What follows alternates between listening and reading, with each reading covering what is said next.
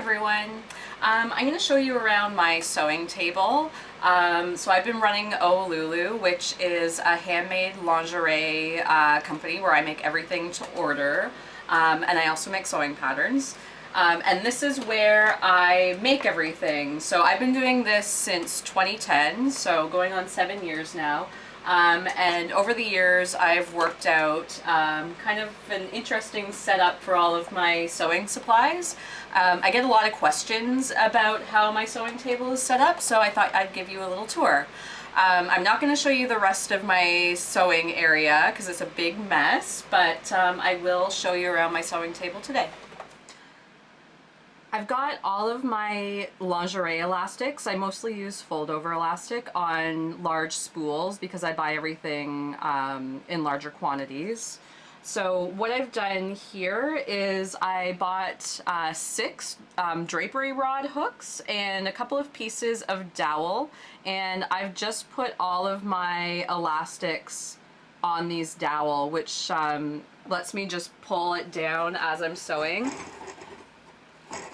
And I can stitch things on that way without having to deal with a big jumble of elastic. So that is something that is really helpful, and it was really easy to put together as well.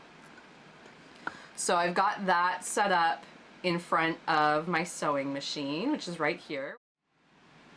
So beneath my sewing table, which is an L-shaped table that my cousin's husband custom made for me, I have a bunch of different like basket drawer things.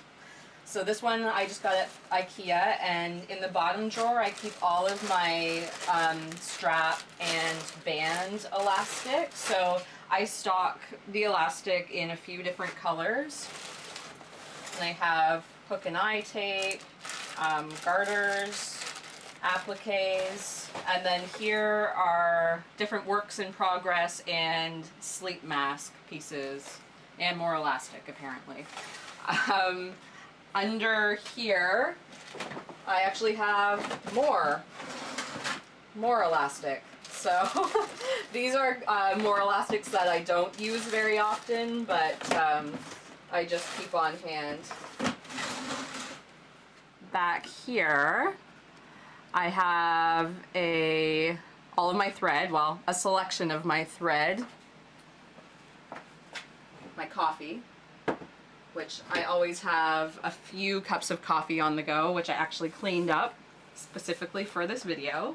I use these little mason jars just to organize things, so I've got different labels in here, scissors, pins galore, black and white rings and sliders, nail polish, because you never know when you're going to need to paint your nails black, more rings and sliders, and bra back closures, so black and gray, white and ivory, pink and peach, and this looks like rosettes and a bunch of different things. So, and you see I've got a few extra spools of elastic here as well.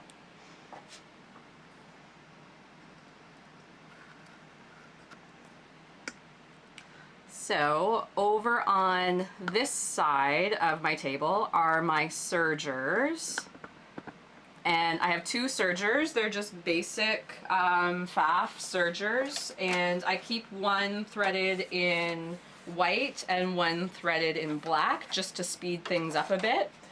And then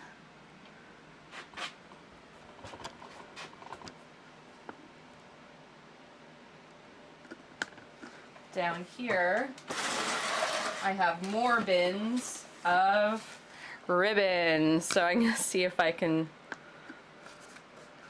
zoom in here at all of this ribbon.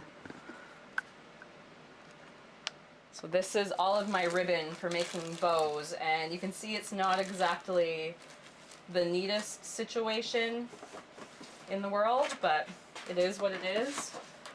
Serger spools, which is overflowing right now, and extra thread, which I have all organized kind of by color family in different Ziploc bags.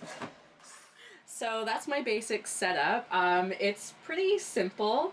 My favorite thing about this, about my setup, is definitely this spool rack. It just makes things so much easier when you're applying a lot of elastic.